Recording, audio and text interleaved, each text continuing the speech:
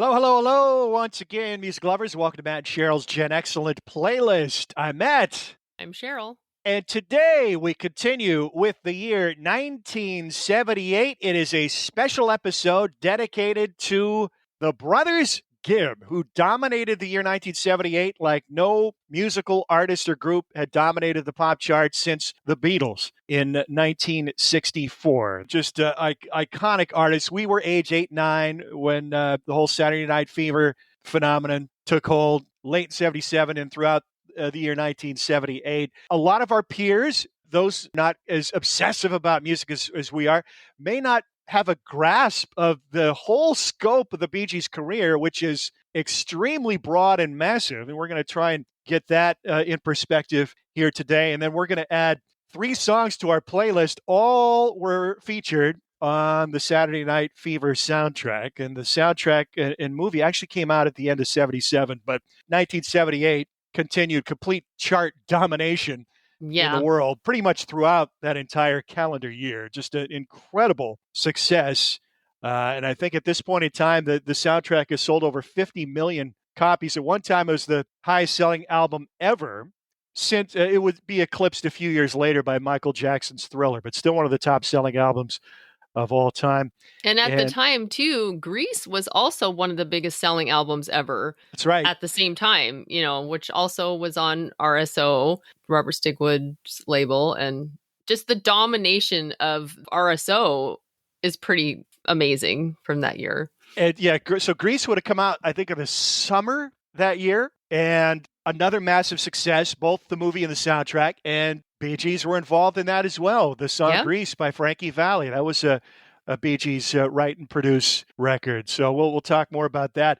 Let's go back to the beginning with the Gibb brothers, though. So first of all, where are they from? That's kind of a complicated question. The perception was that they're Australian. They're not. They spent formative years in Australia, began their recording career in Australia.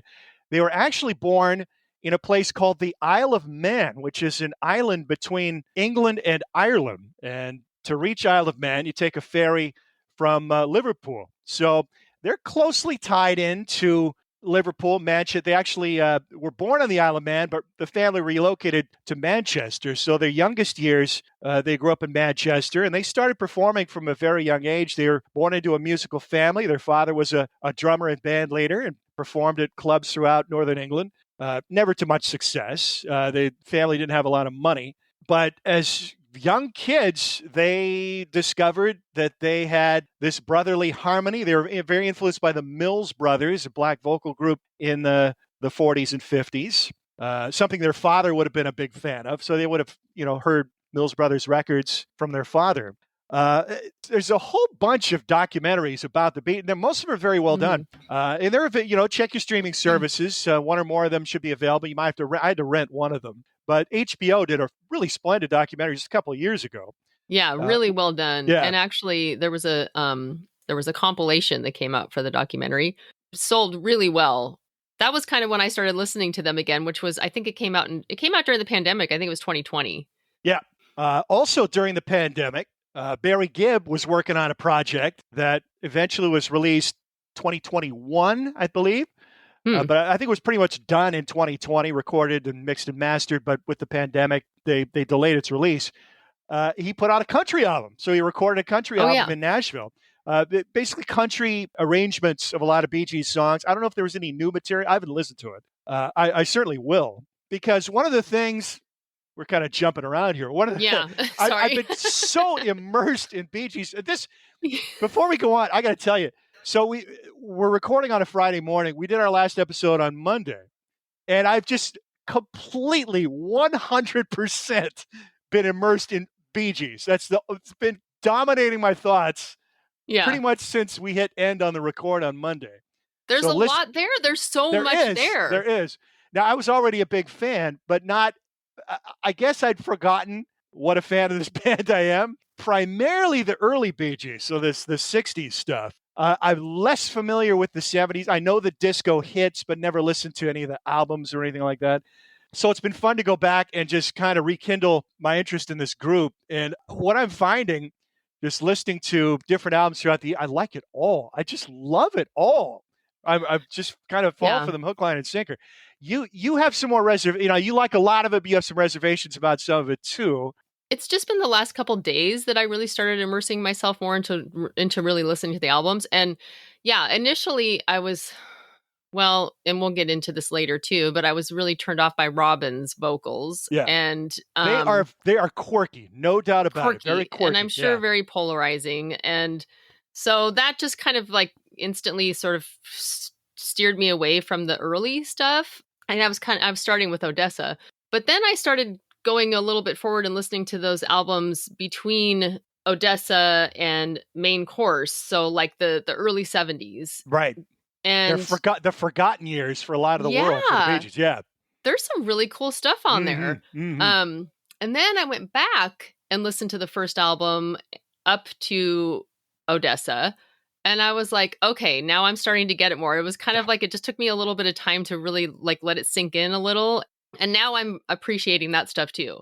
So I think there's just so much depth there and different styles, and I couldn't really just take it all in like a day. Like it was going to take, and I feel like now, since I started a little bit later than you did this week, I'm like, oh, I still have a lot more to do. You know, I still have a lot more to listen to and like really get into more. So but I think that it'll continue on after this. That's really, really exciting for me because I do love this band, and there is still a vast amount of their catalog that I have either not listened to or only just kind of dipped my toe in a little bit. So I've got all that to look forward to. Very excited about it. And I haven't even touched their post-disco wilderness years, their 80s and 90s. I've never listened to any of that stuff. Again, we're jumping around here. When I went and listened to Robin has 2 solo albums that came out in the early 80s. They're like very much of the times, right. Very cheesy. But I love that kind of stuff. I love the early 80s, like synth, really cheesy synth. And I was like, oh, okay, yeah, I can get into this. So I'm definitely going to go back and listen to those. I do want to talk about the 1981 album before we're done, and just the incredible phenomena that took place, not only the success but the post-success, which is baffling to me. But let's go back again and get some of the history here. So, born on the Isle of Man, relocate to Manchester. They're young boys when they start discovering their love of music and their ability to harmonize, and they start performing in little talent show type things. And the apocryphal story is, it's a true story. Yeah, if they're to be believed, they were on their way to this theater to mime to a record, and they were carrying the record, and they dropped the record on the sidewalk, and it shattered. It would have been an old shellac 78. Those break when you drop them, not just scratch. They break. Yeah. So they had to perform the song live, sing it, and it was a big hit, and that kind of got the ball rolling. They got the performing bug, and the rest was history. Well, before they made history in the pop charts, the family up sticks and emigrated to England. And part of the reason was their father having trouble finding work, making money.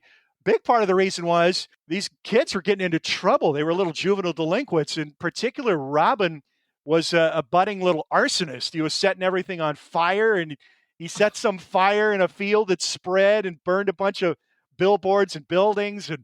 And it's funny, too. That's why watching multiple documentaries, there's a lot of the same ground that is retreaded, but you get little aspects in each one that you don't get in the others, which made it a worthwhile endeavor.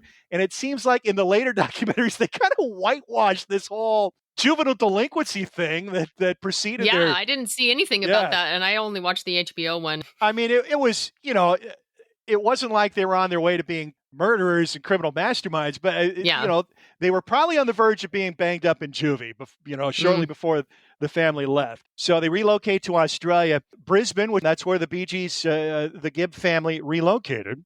And the Gibbs, by the way, Barry, the older brother, Maurice and Robin were twin younger brothers, about 3 years separation in age.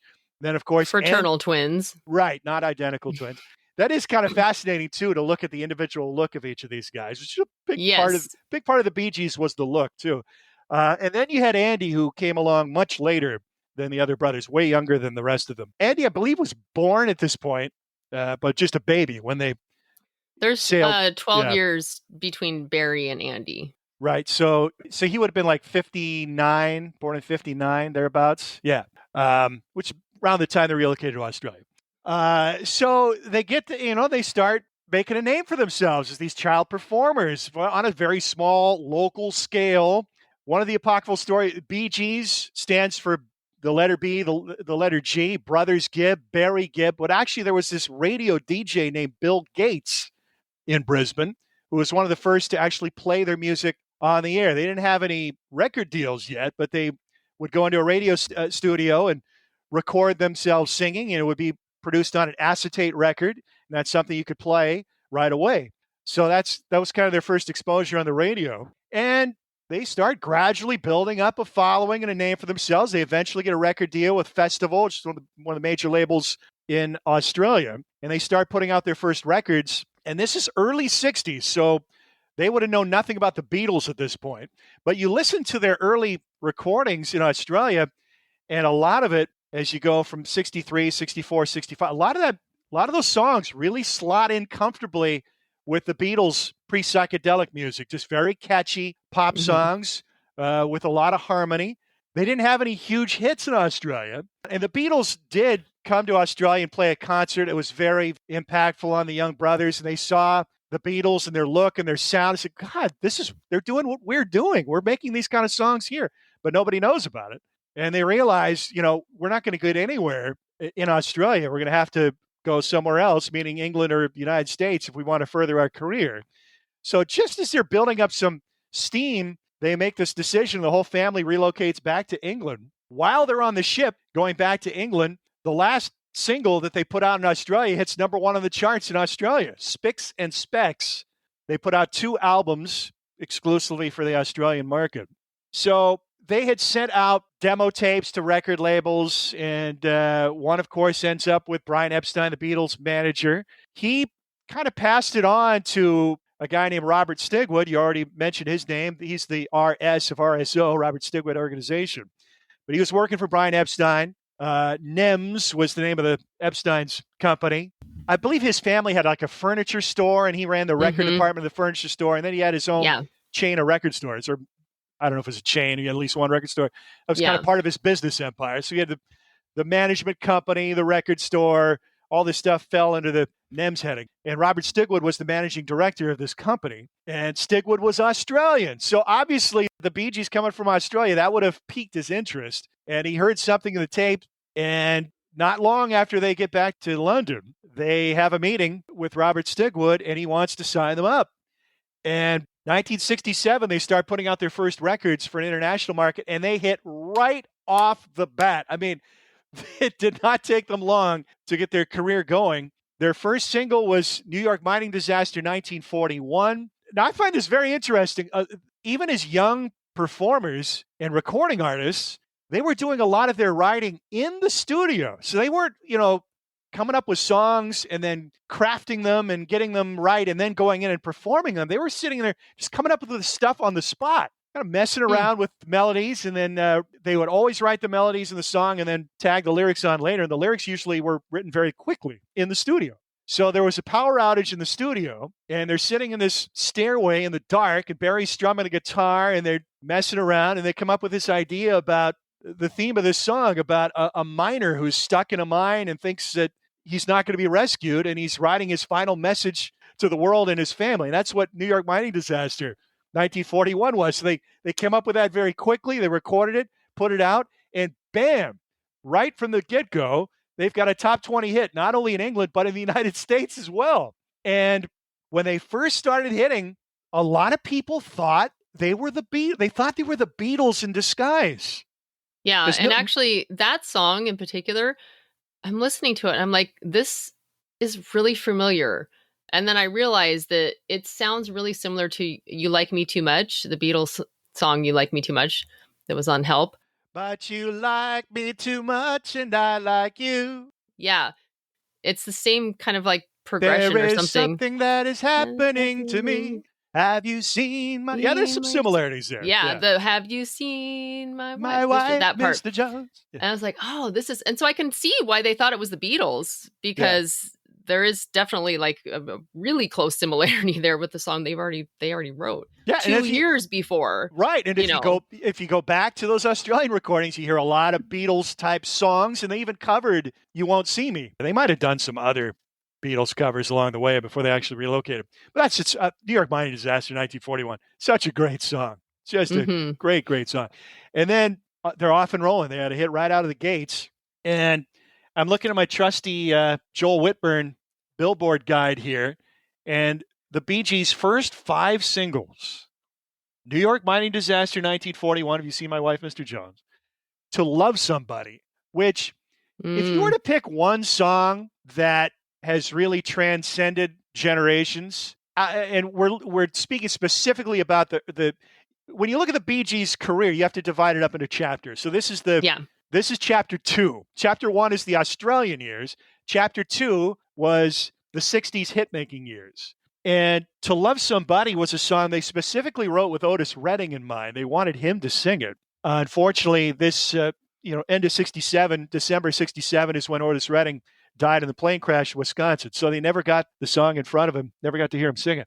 But it's become a standard. I mean, it is a standard. And it's still, of all the Bee Gees songs, I think that's the one that bands today would be most likely to cover. There are so many great covers of this song, but it's such a soulful song. And you could totally hear Otis Redding or a soul singer that ilk covering this. Such a great vocal song. I mean, vocal performance, yeah. After that, Holiday, another big hit. It's an arresting song.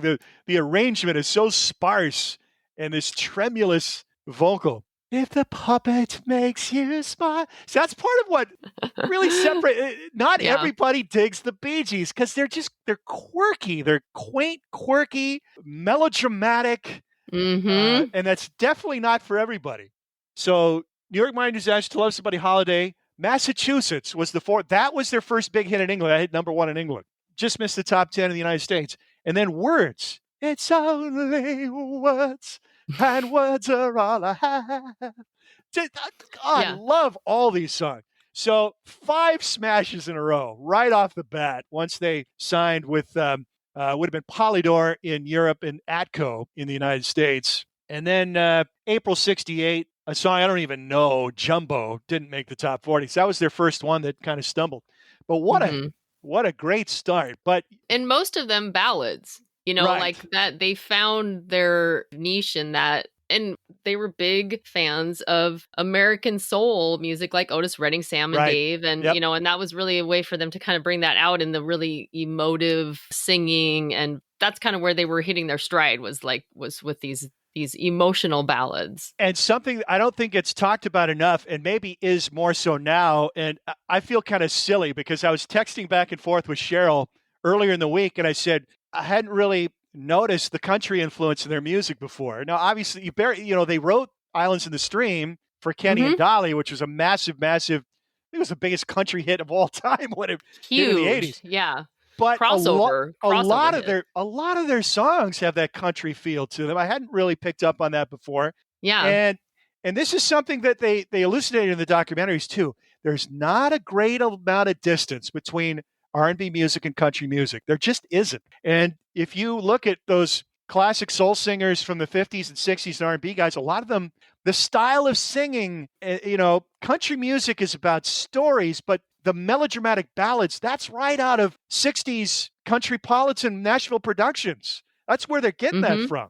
The first time I really noticed the country aspect would have been on their 4th record, Odessa. So they put out 3 records. I love them all. Bee Gees first, Horizontal, Idea. And these are the psych pop albums that have the big ballads on them too, but a lot of different styles that fit into the era. Horizontal has some really cool stuff on it. Yes, it does. It does. That's the one that I gravitated to the most. Yeah. Idea too. They all do. But then Odessa, you can kind of look at it as their response to Sgt. Pepper. I think management wanted them to do a concept type album. They really just wrote a bunch of songs. There's no concept to it. It's a double record, and the ballads, it's almost like they reach a new level of orchestration and big production, and it just lush throughout. What I think of too is like the Moody Blues. from that era. Yeah, Procol Harum too, to a certain extent. Procol Harum had that heavier aspect to them that the Bee Gees never did. But they toured with Procol Harum actually, and I think they were influencing each other because I also saw a thing with Gary Brooker saying that he wrote A Salty Dog, kind of influenced by that ballad feel through the Bee Gees. So Odessa, a lot of people see it as the peak of that era of the Bee Gees. Came out in '69, but it was also their dissolution because they are brothers. They grew up in Manchester, so we think of the Gallagher brothers, and they clashed a lot. Now they've had all this success, hit after hit after hit at this point. The money's rolling in. They're still very young at this point. I mean, Barry Gibb is 21, I think. The twins are still teenagers. So Odessa comes out. Comes time to pick the single, and they end up choosing "First of May," which was not a massive hit in this country, but a lot of people love that song. I love that song. It's a beautiful song. But it came down to a choice between Barry singing lead on "First of May." And remember now, Robin was the lead on a lot of these singles that had come out before. Barry, I think most would agree, is the more well-rounded, better lead singer. Robin's got that quirky, high, tremulous, wavery, and then just kind of odd-looking guy, too. Yes. When you see him on stage, you've got these songs that are just dripping with emotion and melodrama, a lot of them sad, and he looks like a guy when he's performing. He's got those sad eyes. Like a puppy dog. Yeah, and it looks like he's about ready to burst into tears or go jump off the nearest bridge any second. But when in fact, his real personality was he was this jokester, this clown. But his stage persona was the complete opposite. But anyway. And then Barry, on the other hand, who's like this gorgeous, tall, handsome. Ridiculously handsome really guy. Just looks like a front man. There's no doubt. Always had immaculate hair. Just incredible hair. Yes. Throughout the whole time. But so it comes down to blessed choosing with a nicer looking smile than Robin. Well, Robin had horrible teeth too. I think he got the teeth fixed pretty early on. But so it comes time to choose the single, and it's either Barry's "First of May," which he sings lead. Robin sings lead on a song called "Lamplight." Barry's record got the nod, and that was it. Robin said, "I'm out of here. I'm leaving." So there was about a 2-year period where they had gone their separate ways. So Barry and Maurice recorded an album together without Robin called "Cucumber Castle." They recorded in '69, released in early '70. There was a film to accompany it, a TV film, which is god-awful. It is ridiculous. So bad. It's the most amateurish, stupid, infantile. It's ridiculous. So bad. But the album, they still got it, folks. They're still just great songs. And now you really start to hear more of the country. So the first time I noticed the country influence was on Odessa, a song called "Marley Pert Drive." It's one of my favorite songs of the record. It really sounds like the band. And of course, everybody was being influenced by the band at this point in the wake of music from Big Pink. But now I really start to hear the country on "Cucumber Castle." Robin goes his separate way. He records a solo album called "Robin's Reign," has a big hit in England, was "Saved by the Bell," not a factor here in the United States. They eventually reunite, coalesce back together, and they have their first number one hit in the United States with "How Can You Mend a Broken Heart?" And I've been thinking about the Bee Gees so much over these few days. How do you pick a best Bee Gees song? I mean, you want to talk about an impossible endeavor to pick one song that is their greatest achievement, because they had these eras and different styles, but absolutely this song is in the running for that. No question about it. Just a unbelievably arresting, riveting, emotional, beautifully sung, beautifully produced, performed ballad. And it hits number one in the U.S. charts, their first number one. And that was end of 1970 going into 71. And this is where I start to realize, what I love about this band is that they're pop, but they're in that netherworld between soul R&B and country music. They're kind of in that sweet spot right in the middle there. I think the other thing too is that they could have easily kind of gone more toward like the almost like show tunes type of a feel to, because their writing is like so big, and so it just has so much, and then with the orchestration and with all that it kind of like it feels like it could tip in that direction more. But they never do, because they always keep the soulfulness to it. The writing is impeccable, but the lyrics are really good too. Like they're not trite. They're not, So the Bee Gees, they've never been cool. Really, at any point were they ever considered cool? Because, early on, when they first started hitting in the 60s, in England at least, I mean, they're selling a lot of records, but they're these hicks from Australia, these interlopers. And as music starts to get heavier, they don't follow that trend. They never did. Yeah. Never did. So, pop music, rock music's getting heavier and heavier as the 60s turn into the 70s. And that's just a path they never chose. Although you'll find little hints of it throughout their career. They could have.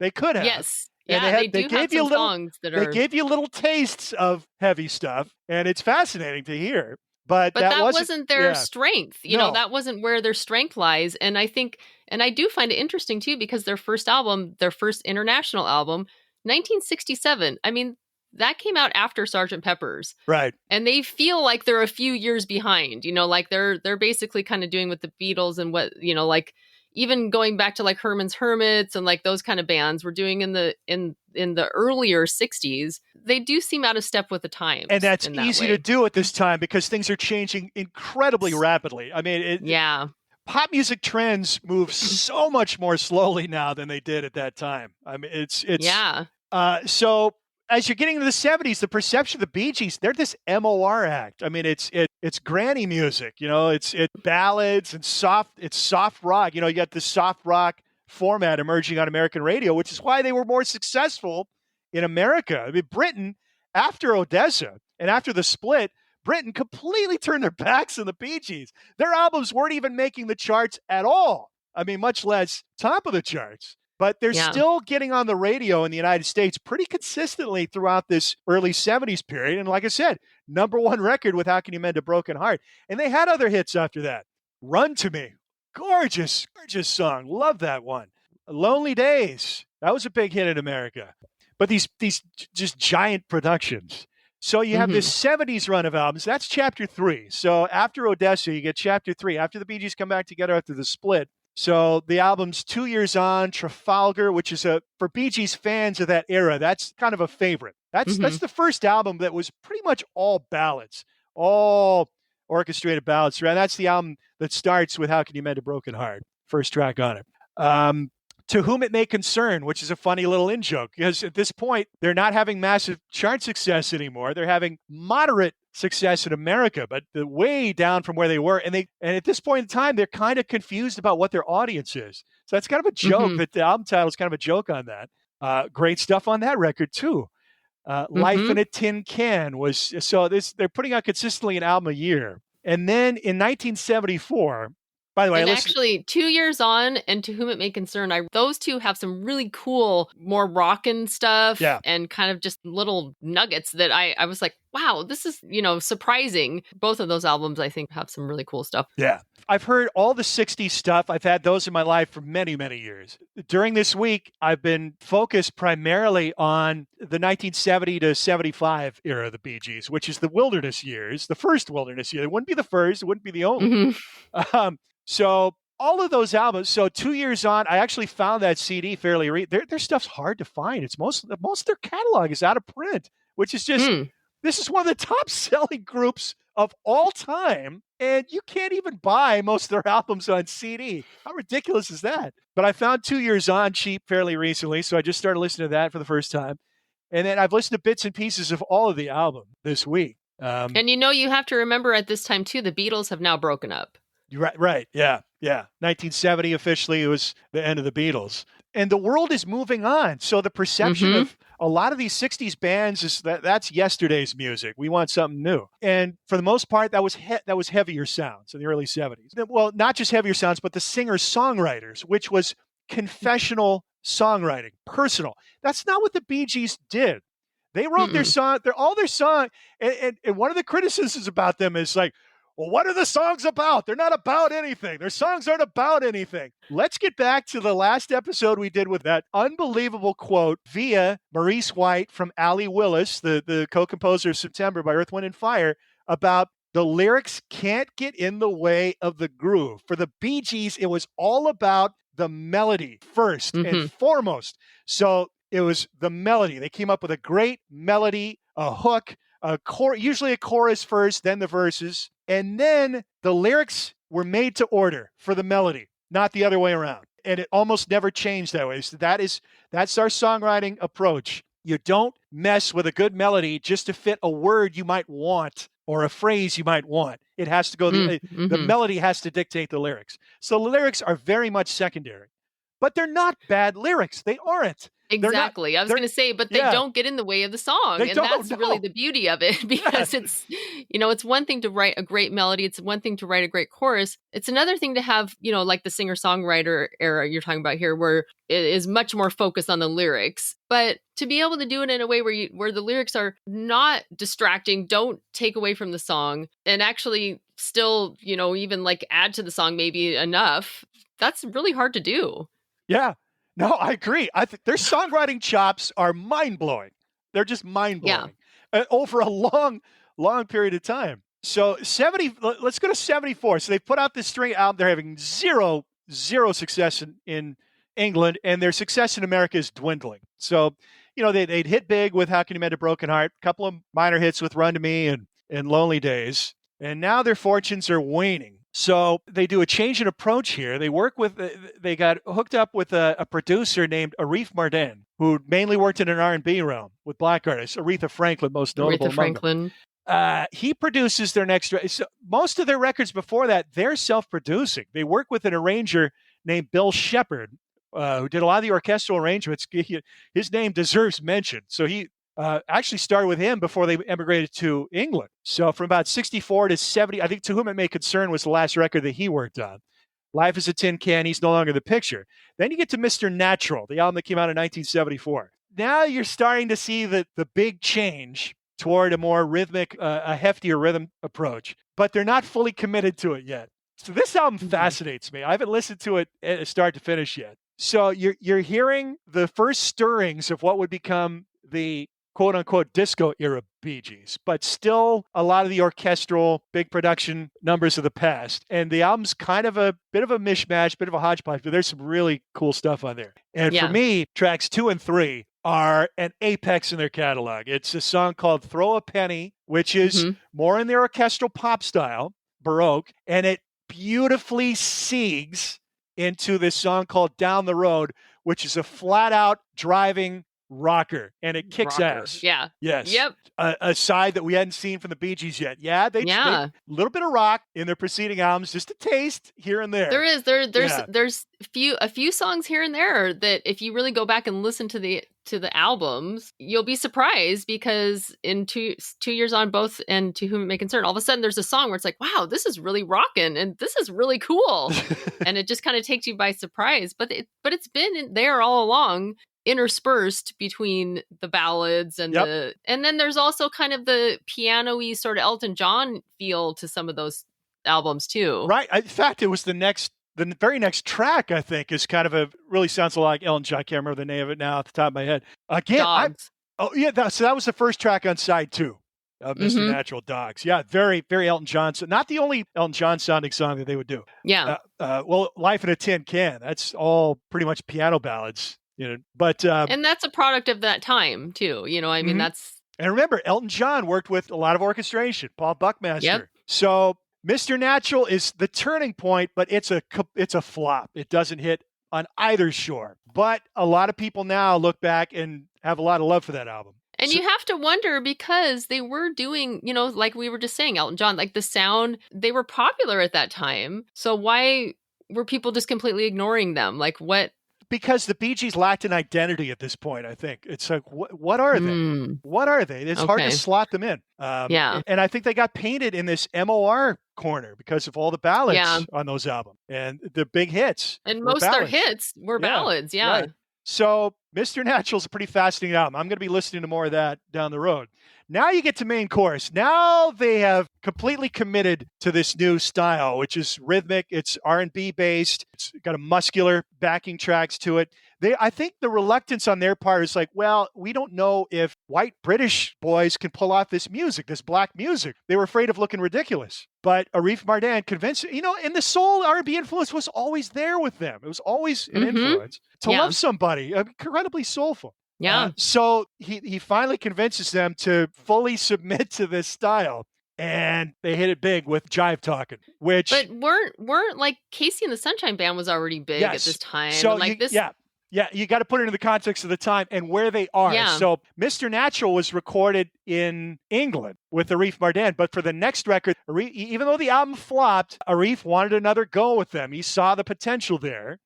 And I think he saw the potential, said, if these guys really fully commit to what I'm seeing here, they're going to find this thing.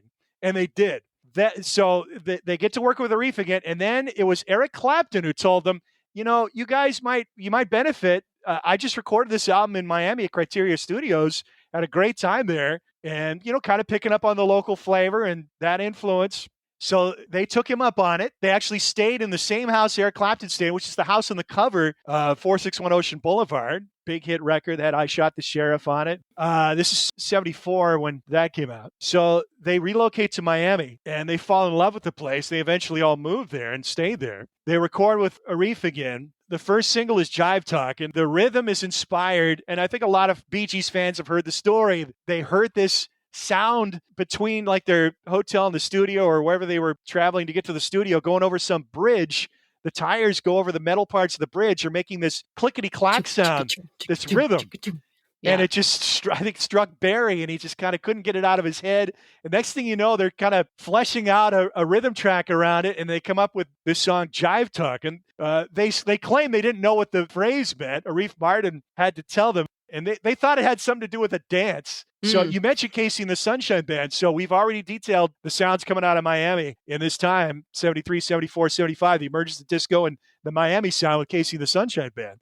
They're getting a flavor of that as well. And they thought Jive Talk, it had to refer to some dance. So they didn't even know what it meant. But what a great backing track to this song. Yes. And again, watch multiple documentaries. The last of the documentaries, one of the many things I loved about it, is the spotlight that they shone on their band. And I think that was overlooked for far too long, the importance of the band that coalesced around them during this time period. So they're transitioning from this ballad-heavy sound of the early 70s into this more rhythmic mid-70s sound, and they realized they wanted to have a band feel around them. So they drafted in these guys, Alan Kendall on guitar, Blue Weaver on keyboards, and the drummer Dennis Bryan. They're all Welshmen, all from Wales, oddly enough. Great band. Just a great, and Jive Talkin' has this incredible backing track to it, and you got to give Blue Weaver a lot of credit, too. That keyboard hook.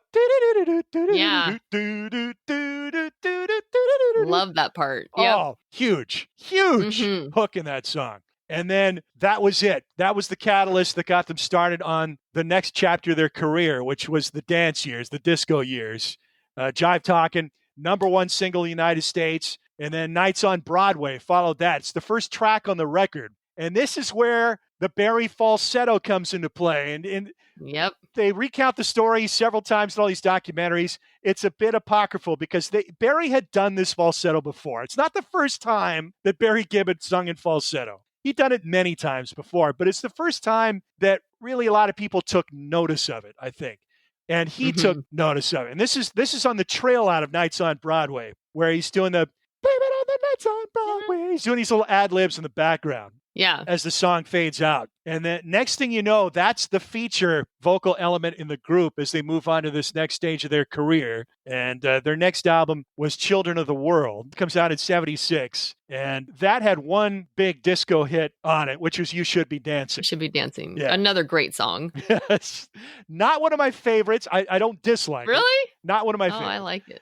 And also another one that really incorporates the synthesizer, which a lot of these do. I mean, that was popular in the times, but they use that a lot. And like you said, the solo part on Jive Talkin'. And the synth on that is interesting because you didn't hear a lot of synthesizer in R&B music at that time. That was pretty novel. And you talked about this before. They were influenced by You're the One, by Little Sister. Oh, okay. Sly Stones. Yeah. That wasn't recorded in Miami, but there was a song by Timmy Thomas in 72. We Got to Get Together. Oh, God, what's the name of that song? Just this haunting song.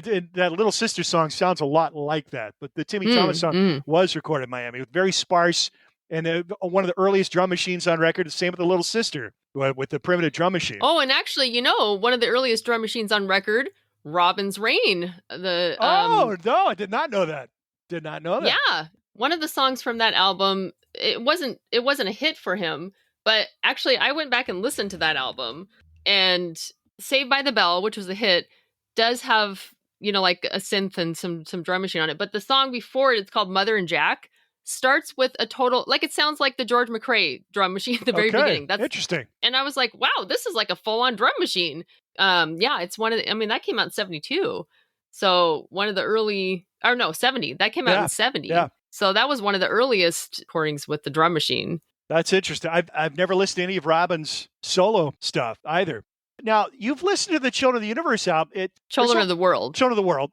It's not all disco. It's only a couple songs in there, right? They're really disco songs. It's not all disco. They're still kind of finding their way in that sense, I think. And main chorus, too. Both of those albums are quite varied, actually. Yeah, it's more funky R&B than disco, really. Is. Well, funky R&B, but there's even some country-sounding songs on those, and with this pedal steel guitar and, Well, I'm glad you said that, because side 2 of main chorus, one of the greatest Gibb songs, I think, Come On Over, which almost made my playlist for 75 or 76. Olivia Newton-John did a cover of that. That is so great. It's similar to the Bee Gees version, but just a bigger, larger scale production. Of course, she's such a wonderful vocalist. But that is a full-on country ballad, and clearly a country-sounding song on that record where they supposedly became this disco band. So they're still doing a lot of different styles. Jive Talkin' and Nights on Broadway, and the same thing with Children of the World. Like, they're still really kind of drawing from all their different influences, and they really haven't kind of pigeonholed themselves into a style, which I think is really cool. I like that about those albums. They're pretty multidimensional in that way. And they're beautiful. And really great productions. Yeah. So now they're having hits, and they were going to put out a live album. And they go to France to Chateau d'Aéroville studio, which is immortalized on the Elton John album Honky Chateau. So a lot of people recorded this place. They'd relocated to Miami. They'd totally embraced the South Beach lifestyle. They're doing most of the recording at Criteria. So they go to this place where, they've been recommended to go. These people have recorded these hit albums, and they hated it. They said it's a total dump in the middle of nowhere. Couldn't stand the place. So they're there ostensibly to mix their live album. It's going to be their next release. And they wanted to just kind of get the ball rolling on their next studio album. So they're knocking around a few song ideas while they're at this studio. Now, at the same time, Robert Stigwood has bought the movie rights to this newspaper article written by Nick Cohn, famous British music critic, about the emerging disco scene in New York City. And he envisioned a movie with a lot of music in it, and he called on his boys, the Bee Gees, said, I need some songs. We want to do this movie. What have you got? So they have just begun working on their next record, right? And they've got 5 songs on a demo tape that they send to him. Let me make sure I get this right. The 5 songs: How Deep Is Your Love, Stayin' Alive, If I Can't Have You, Night Fever, and More Than a Woman. What? What? What? All these in demo form. They're just starting to work on a record, and these are the 5 songs. Come on. So they send these to Stigwood, and of course he hears them. He's like, "Yeah, more of this, please." Yeah. So the first song on our playlist is actually one of the last songs on our 1977 playlist. We didn't talk about it on the episode because we knew we were going to do this Bee Gees episode, and that's How Deep Is Your Love. So it's actually a 77 song. The soundtrack to Saturday Night Fever came out at the end of 77. Again, if you're picking the greatest Bee Gees song, this has to be in that discussion. Perfect love ballad in every respect. And the shining example of their writing formula, where it is chorus, what's the line that gets attributed to Bon Jovi a lot? Don't bore us, get to the chorus. Here's a perfect example of that philosophy. It's like the whole song is a chorus. There's barely any verse before you're getting into, you come to me on a summer breeze, leave me warm in your love. And that's not even the chorus yet. That isn't like the even the chorus yet. It's just so amazing. And How then you deep get is to your love? And then you get harmonies. the harmonies. God. Yeah. It's a perfect example of everything that's great about the Bee Gees. Might be my favorite Bee Gees song. Might be. Mm-hmm. But how do you pick one? It's just impossible. Well, you definitely pick one that has the harmonies because you know, they have the sibling harmony thing going, like the Beach Boys, the Everly Brothers. You know, I mean, this is a unique. They are a vocal group. First and foremost, they are a vocal group. Yeah. A vocal group that had songwriters with just complete mastery of melody. Mastery of melody. And that song is a perfect example of mastery of melody too, because even if you don't know one single word in that song, you know the melody and you know exactly where that melody is going to go, and it all feels perfectly right, exactly what it should be. And as you just heard, I don't know a lot of the words to that song. And then the next song as well, I know very few words to, but completely different direction here. And this song also came out at the end of 77, but continued to sell in massive quantities that made it one of the top selling songs in 1978. And for most people, I think this is the first song, when you say Bee Gees, this would be the first song that comes to mind. And that's Stayin' Alive. Yep. Now, so much of that too is the iconic scene from the movie. Oh, yes. Yeah. Perfect start to the movie. And we already talked about the movie Saturday Night Fever. Excellent film. I mean, it has a lot of artistic merit to it. Very good film. And I think a lot of people, younger folks who weren't old enough to see it, because it was a rated R movie.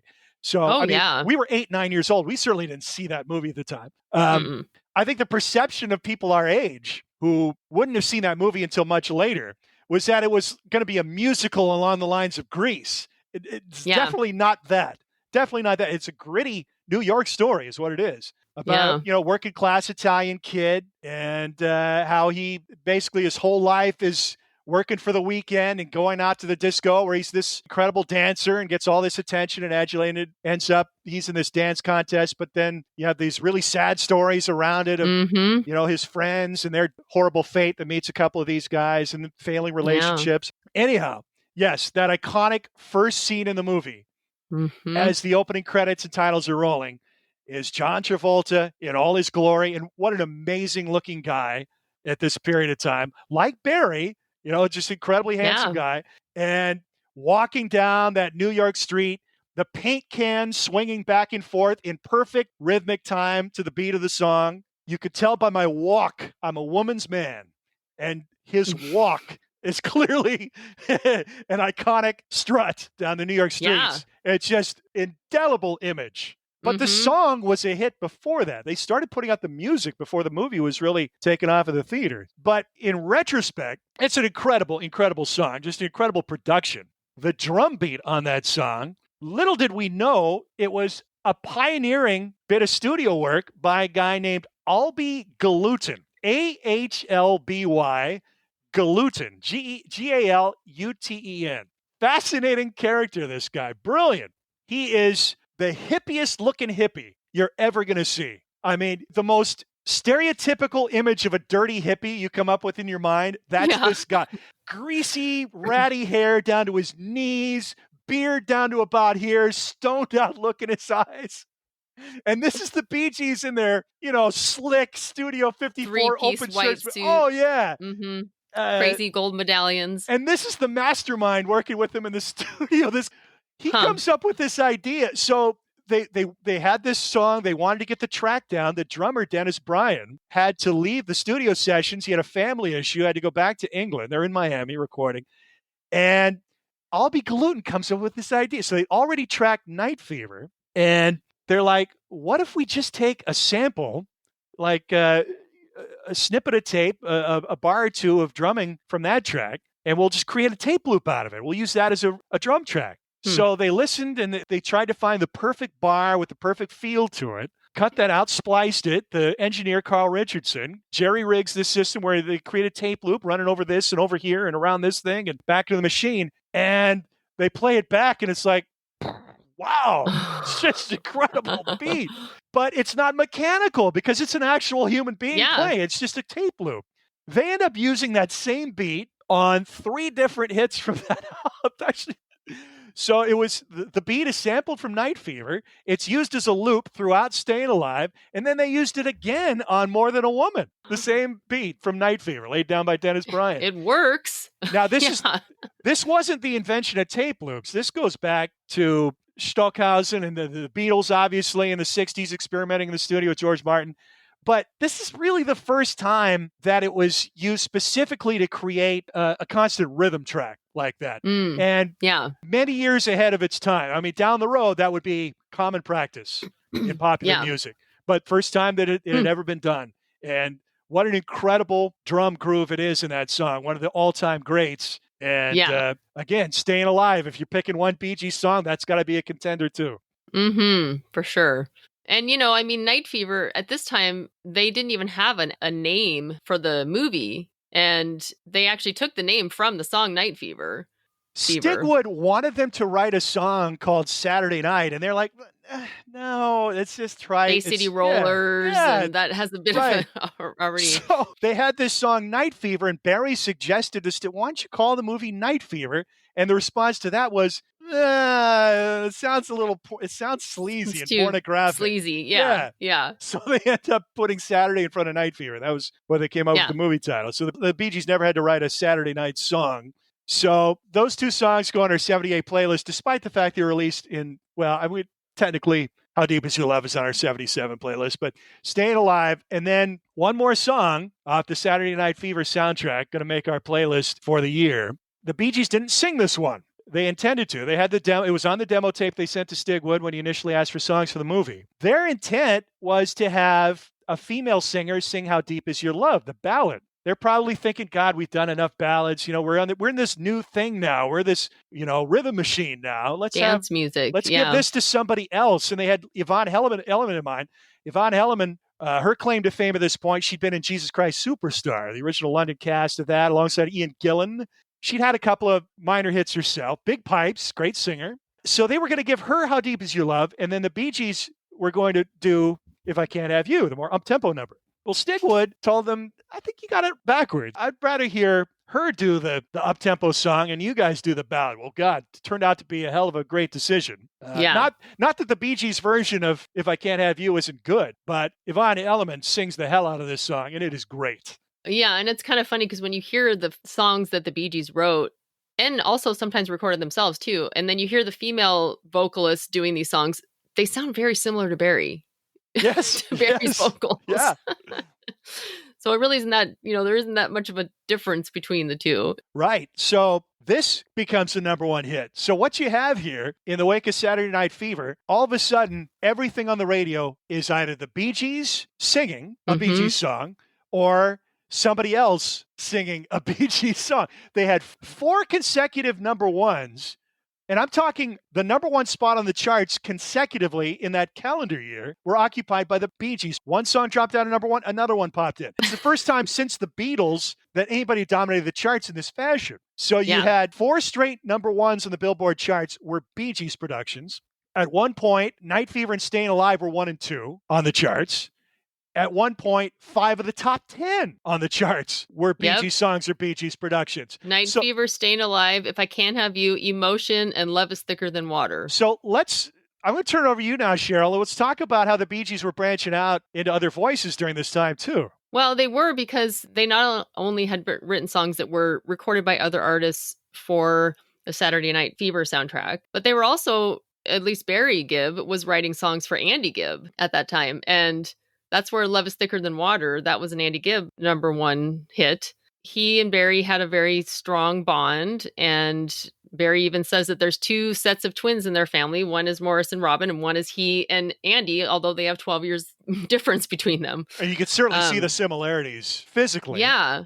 And Andy was about 15 years old. He quit school, and he started kind of trying to forge his own path, forming a couple different bands, and then actually moved back to Australia with his parents when he was 16. And he was actually, became a star there first, where he was really in demand on TV shows and after a while, he just kind of dropped the band because they couldn't really wait around any longer because it was obvious that Andy was the star. And so in 76, Barry called him and said, Robert Stigwood wants you to come to America and start recording for him. So he did. And his first 2 singles were written and produced by Barry. One is I Just Want to Be Your Everything, which that was a huge song and a great song. Yeah. The other one is Love is Thicker Than Water. They both went to number 1. So, this was great for Andy's career. Also, it turns out it ends up being a really sad story in the end, though, because he's feeling like, is he really in his own right a writer, musician? Is he actually, or is it because he has this brother, Barry Gibb, and brothers, the Bee Gees, who are already taking over the pop world again? And Barry's kind of driving his career in that way, too. So he always felt insecurities about that. And he always, really just never felt like he knew that his popularity and his success was actually his own and not because of his connections. And then in 78, Shadow Dancing, another huge, huge hit for him. That's more hard funk than disco. I mean, that song's got some balls to it. It does, yeah. And it's a great song still. I mean, I think those really hold up. Yeah. He's actually the first solo artist to take his first 3 singles to number 1. So the Bee Gees as a family are just riding so incredibly high. Right. Midas touch. Everything they're touching is turning to gold. Yeah. Everything they're touching. And really, and it doesn't just stop with the Bee Gees themselves, but RSO, Robert Stigwood's label, because then Grease comes out, which is also on RSO. Barry Gibb wrote the title track to the movie. It becomes a huge hit. The album becomes just as big as Saturday Night Fever album. The movie becomes just as big. If you look at the Billboard charts for 78, it's just all RSO, all the way down the line. And it's pretty incredible, really, that entire domination with the Bee Gees and RSO. Now, not everything had the Midas touch, though. Whatever could you be referring to? Because as we move into 78, now all of a sudden, for some reason, well, let's just say that, they had already gone into the movie realm, and Robert Stigwood took a risk with John Travolta because he was a TV star at that time on Welcome Back, Kotter. Yep. And it paid off. It paid off with Saturday Night Fever. It paid off with Grease. Now, he had a 3-movie contract with Travolta. There was a 3rd movie that came out maybe the following year that was doesn't get talked about too much. No, it's a Jamie Lee Curtis and but Grease and Saturday Night Fever are 2 of the biggest films ever. Yep. Now, I really wish that the Bee Gees would have remembered their little excursion and foray into the movie land with Cucumber Castle before they jumped into Sgt. Pepper's Lonely Hearts Club Band movie. Because let me just say, I invested the time, that hour I will never get back, and watch Cucumber Castle start to finish. I couldn't bring myself to watch the Sgt. Pepper movie too. I still have never seen it. You know what? It's longer than Cucumber Castle, so there's that. It's a so you're going to lose feature. even more time in your life. And not only did it take down the Bee Gees, but it took down Peter Frampton. It took down Robert Stigwood. It took down basically anybody who was somewhat involved with it had to take the fall too. And there's a lot of people that were involved in this. George Martin was the music producer for this whole thing. And they got to re-record a bunch of Beatles songs with George Martin. Well, they did. And actually, so previous to this, there was a movie called All This in World War II that came out in, I think it's 75, which was basically taking old newsreels from World War II and putting Beatles songs over it, but they were re-recorded by other artists. The Bee Gees recorded like 3 or 4 songs for that. And once again, you would also think that they would kind of take a cue from past flops and see that movie like completely tanked. I mean, it was pulled from the theaters after like 2 weeks. It was panned by all the critics. So that makes it even more baffling as to why they thought, oh, well, then let's just do another movie. But actually, this time we'll act in it. Robert Stigwood had bought the rights to 29 Beatles songs. And so he basically just took these songs and tried to build a movie around the characters in these songs, And, he obviously, of course, he was going to call on the Bee Gees for this because they're his go-to people. And they had already recorded some Beatles songs for All This in World War II. So at the time, Peter Frampton was also riding high from Frampton Comes Alive, one of the biggest selling live albums ever. I mean, riding as high as the Bee Gees at this point. So he gets involved in the project too, and he's like the lead actor in the movie. Yeah, we kind of glossed over Peter Frampton in our last 2 years, didn't we? We did, but what year did Frampton Comes Alive? Isn't that 76? 76. Oh, yeah. We did really gloss over him then. Yeah. That was huge. Yes, it was. So actually, at this time, I think I'm in You had come out for Peter Frampton, and that was a hit for him. And so he was still a big name. So anyway, needless to say, they made this movie. It was very misguided and just turned out to be a ridiculous flop, and rightfully so, because it's awful. George Burns sings way too many songs in the movie. And one of the funniest things that came about from this, though, and actually it's kind of sad now when you look back on it, because the Bee Gees didn't really know what huge pile of crap they were stepping into. There's a quote that Robin Gibb gives at the time saying, kids today don't really know about the Beatles and Sgt. Pepper's because, this is 1978. And this is actually really at a time where the Beatles' popularity had waned quite a bit. I've heard him do that a couple of times where he made some flippant comment about, well, Sgt. Pepper. Sgt. Pepper was like the last successful thing the Beatles did. I'm like, what? What are you talking about? Okay, well, not only has he said those things before, but this is what he says about the Sgt. Pepper's movie. Kids today don't really know about the Beatles and Sgt. Pepper's because they're really not, their popularity is, it's been enough time since they broke up that, so when the young people see this film, and hear about us doing this film, that this will really be the version that they relate to and remember. Oh my God. Unfortunately, the Beatles will be secondary. Because, there is no such thing as the Beatles right now. They've been broken up for 8 years and they don't exist as a band. They've never performed Sgt. Pepper's live because, they stopped touring before that. And when this comes out, it will really be as though, in effect, the Beatles Sgt. Pepper's never existed. It's like when you hear Beatles doing covers of Long Tom Sally or Roll Over Beethoven, you don't care about Little Richard's or Chuck Berry's versions. You think of the Beatles. Well, that's what it's going to be like when you hear us doing the Beatles. And that's what you're going to remember. And it's like, oh my God. And of course he said this, it's in print everywhere. So you can always go back and reference All it. right. Now, Sheryl, be honest with me here. Can you tell me that those comments don't somewhat color your perception of Robin as a musical artist? I know you're not a fan of his vocals. No. In fact, George Harrison even says that he felt sorry for them after this. I mean, granted, yes, that was a stupid thing to say, but I really don't think that they realized, they had to have realized it though, as they were going along and filming this. Like, when you see movies and you think, what were they thinking when they were filming it? Were they thinking this is going to be a big hit? People are going to really like this. Or are they really going, this sucks? Why are we doing this? There's two good things that came out of this movie. One is Aerosmith's version of Come Together. And the other is Earth, Wind & Fire's version of Got to Get You Into My Life, which both, endure, I think are great covers. Yeah. But there's nothing redeemable about the movie. It's not even enjoyable in a campy sense. Like, it's just so bad. You just can't. It's unbearable. It's unbearable.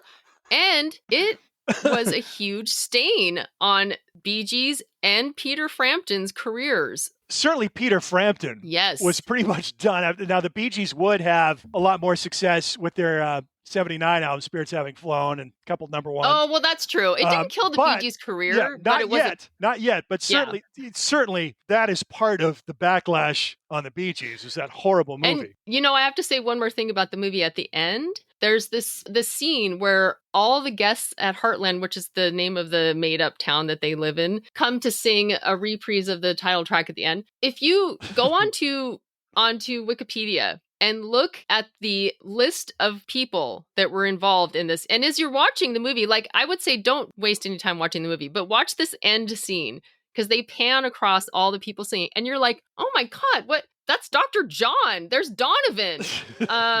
Why are Hart in there? Nona Hendrix? Hart there's is in James? there? Yes. Etta James, Peter Noon. There's Robert Palmer.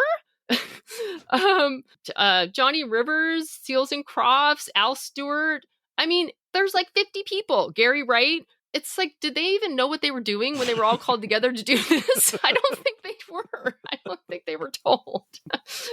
So that I find that fascinating. So just I do think it's interesting just to go and watch that scene and just try to pick out all the people that were there.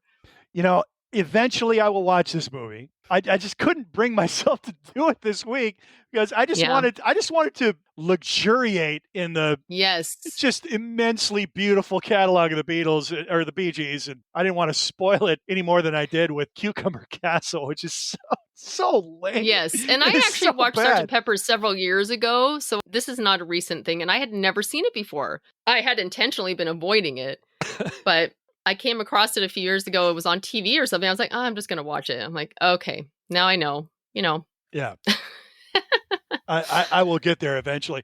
So we've covered the 3 songs that were put on the playlist. How Deep Is Your Love, Stayin' Alive, If I Can't Have You. One more song from this year, though, that was a big hit, and it was a one-hit wonder for a fellow Australian artist. You mentioned it briefly, was Emotion by Samantha Sang. That's another great song. Mm-hmm. And that would be her only hit. And when you listen to it, she's the lead vocalist, I guess, technically, but it's a Bee Gees song. I mean, she's barely on it. All 3 brothers sing on it pretty extensively on verses and chorus. And actually, this is one of those examples where when you hear her singing, you think, oh, that could be Barry. Yeah. Because, in his falsetto voice, it well, sounds the way the similar. song is mixed, the backing vocals are so high in the mix that they're almost even with her. Mm-hmm. Yeah. And I'm certain that was purposeful because, who is Samantha Sang? Now, I remember Samantha Sang because I remember watching as a kid, like Saturday morning television,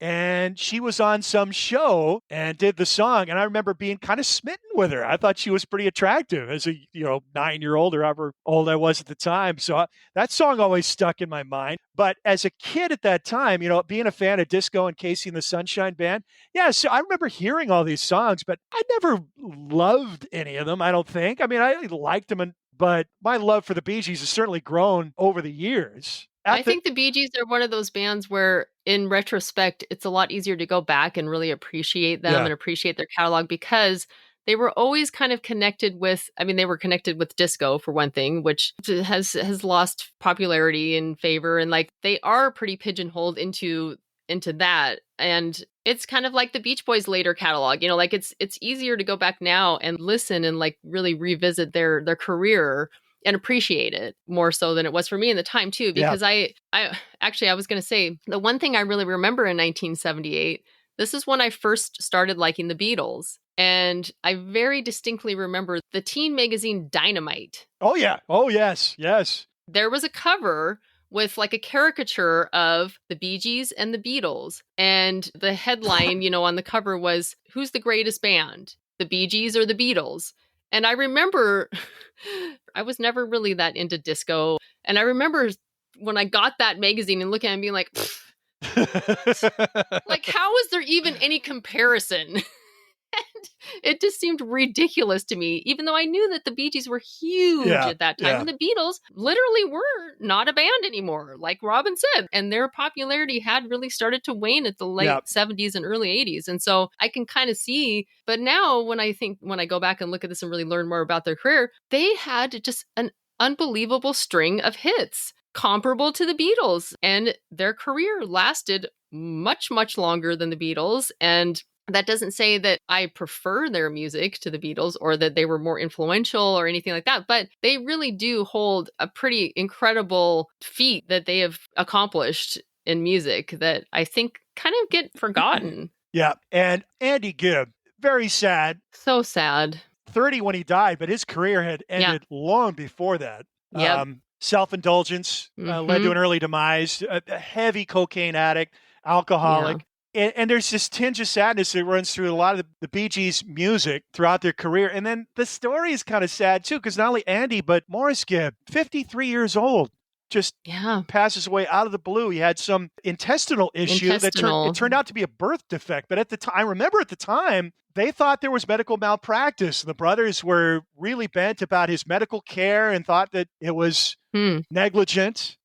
He had a twisted intestine and then suffered a heart attack and didn't recover from it. But autopsy later revealed he had a rare birth defect that made him prone to having his intestines get blocked like that. And that's a sad loss because you look at these documentaries, that guy was so charming. He's the best mouthpiece of the three because he's just funny and effortlessly charming and open and warm. He's got that beautiful speaking voice. And I love Maurice? Yeah. I feel like he seems like much more in the background, you know? But that was him in the band. He was the man in the middle. Yeah. I mean, he was never a lead vocalist. Rarely. He was never a lead vocalist. Rarely. Lead. He was sometimes, but very rarely. He put out a little bit of solo material, but most of it went unreleased. Yeah. And then Robin was in ill health for many years before he finally passed away. Pretty young, 64 years old of cancer. So now Barry's the last one standing. And when you hear him interviewed, there's this wistfulness and sorrow about that really comes across in the HBO documentary, and it's heartbreaking. Yeah, really is. But then Andy was probably the toughest one for him because Maurice and Robin had that fraternal bond, being twins. Barry 3 years separate, so they had that bond, and then he really felt that he and Andy had so much in common, physically similar. I mean, Andy was shorter, like the twins. Barry's a taller guy. Actually, he's not as tall. But they look more alike. They definitely look more like brothers. Barry isn't as tall as I thought because the twins are really short. Barry's it's kind of an optical illusion. It's funny when you look at the old Australia footage when Barry had already hit puberty ahead of his brother. Yeah. He towers above them. He's like twice their size. So he looks like a high school kid singing with a couple of fifth graders in a lot of those older clips. But Andy, I believe, is so undervalued because he was so much in the shadow of these guys, being so much younger than they. And then when he starts hitting, with Barry primarily at the controls, the Gibb brothers producing him, when he starts having these big hits and becomes massively popular, his audience is a lot younger. So he's really appealing to the... Because he's still like a teenager. Right, I mean, he's barely in his 20s, But he's gifted. He's as gifted as they are. Vocally, as gifted. But his audience is all like tweens and teen girls. And you mentioned Dynamite Magazine. I mean, he was all over that. I mean, all over it. Peter Frampton, Andy Gibb, Sean Cassidy, Leif Garrett. Yes. He was definitely part of that. Yeah. So he would have been tagged with that boy band, the same thing that got stuck to, NSYNC and Backstreet Boys. And, Justin Timberlake had to work his ass off to get out from under that moniker. Yep. I think Justin Timberlake's a brilliant artist. But Andy Gibb, so he's totally undervalued because of that. Now you go back several episodes when we were talking about Olivia Newton-John. She had that TV special where they did that incredible live production number where it was her, ABBA, and Andy Gibb. That guy had chops. I mean, he was a very, very good singer, a very good performer. And that was all live. And there was talk about the Bee Gees bringing him on board, but the story goes Barry wanted it, but the twins were not in favor of it, so they never did. But he did perform on stage with them on several occasions. But you mentioned those are really good songs. I Just Want to Be Your Everything and Shadow Dancing. Those are great records. And really, by the time, when he started his career, and he was only like 16 at that time, the Bee Gees were already huge, riding high. And so he 10 years like making hits. Yeah, so he was already in that highfalutin lifestyle, driving Rolls Royces. And like, he was just like thrust right into that. Yeah. And he was so young that he really just didn't have a chance to kind of like just be a kid. It blindsided him because he moved to Hollywood, got really into cocaine, and it was a big secret for a long time. His family knew. And, that's how heartbreaking is that in itself? These are brothers and they're watching their younger brother just like basically destroy himself. And his career, just like, after Shadow Dancing, his next album came out in 1979. Barry was still writing, producing for him, sang a lot on that album because Andy's voice was shot at that point already, just from abusing his body so much. And then it just kept going down from there. He actually was a co-host on Solid Gold for a while. He certainly had a remember part that in Pirates of Penzance and kind of was able to keep that going into the early 80s. But then it all just got taken away. He just really couldn't keep it together. And his career kind of limped along, even though he never had any really success after that. Frampton, Cassidy, Garrett, Gibb, after that wave of hysteria, it was over for all of them. All of them. They so were done. over. Yeah. And it's interesting actually, because when you look at Saturday Night Fever, when it came out, disco had already been writing for several years at that time. And it actually was like a resurgence of disco. And so many people equate that movie and that soundtrack with disco that it kind of feels like, that's when the movement started, but it actually didn't. It was really, it was kind of starting to, it had already been around for a few years. And then it just skyrocketed from there. But then it also became this mainstream, where you have the three-piece white suit with the gold medallions, and there's a whole, and it's kind of like punk in a sense too, where punk became this fashion thing, and then it became like this sort of fakey, it wasn't really about the music anymore. Well, disco did the same thing. Mm-hmm. And all of a sudden it's about the image, and then it completely falls out of favor so far that it's like no one wants to touch those artists with a 10-foot pole, The Bee Gees went from 79, the tail end of disco's reign, having another massive hit album, huge stadium-filling tour that year, 2 number 1 hits off the album Spirits Having Flown, Tragedy again, up there with one of their best. Yeah. And to their next record coming out, and it was crickets. They were like lepers. American radio wouldn't touch them with a 10-foot pole. And then at that point in my life, so 79, I'm starting to listen to music on FM radio, and I'm following the charts. I remember writing down like what was the top 10 records each week, writing it in a notebook. And I was following music that closely in pop music. I have no recollection of Living Eyes, the album in 81, or any of the songs on it, hearing any of them on the radio. I couldn't hum a single bar of any of those songs. I couldn't even tell you what the lead single was. They were completely erased from radio playlists. Completely. 2 years after you couldn't... Complete domination. Every other song on the radio was a Bee Gees song. So it's just, the turnaround was unbelievable. Now, I'm not going to dwell on this because we've already gone pretty long, deservedly so. The Bee Gees and we will talk about this kind of thing more, too, when we get into the 80s. Well, certainly we will talk about the disco backlash, disco demolition night when we get to 1979, and then the ramifications of that. But I mean, it's never in pop music history has a band gone from as high a peak to as low a valley as the Bee Gees. Right. It's incredible. Really incredible. Mm-hmm. But that's all part of the amazing story because it had happened before. I mean, not to that extent, but it had happened before where hit after hit after hit after hit in the 60s. And then all of a sudden, in England at least, never heard of you. Nothing to do with it. I mean, it's just fickle. The pop world's very fickle. But point is, 1978, we could not go through the year 1978 without devoting a lot of time to this band. And again, the 3 songs representing on our playlist, 2 that came out in 77, How Deep Is Your Love, Stayin' Alive, and then Yvonne Elliman's version, Elliman, no H, If I Can't Have You, all off the Saturday Night Fever soundtrack, released in late 77 and riding high on the charts through, I think it was a number 1 album for like 34 weeks, something like that. It is a great album. I mean, so many good songs on that album. Yeah. It's pretty incredible. Yeah. They padded the album out with older Bee Gees recordings, but you had Disco Inferno on there by the Tramps, one of the all-time. There's so much great stuff on that record. Mm-hmm. Yeah, so we love, I love all eras of the Bee Gees. And during the research this week, getting into those earlier 70s albums, I'm finding that my love for the Bee Gees is well beyond what I even thought it was. And I think when all is said and done, I'm going to have everything.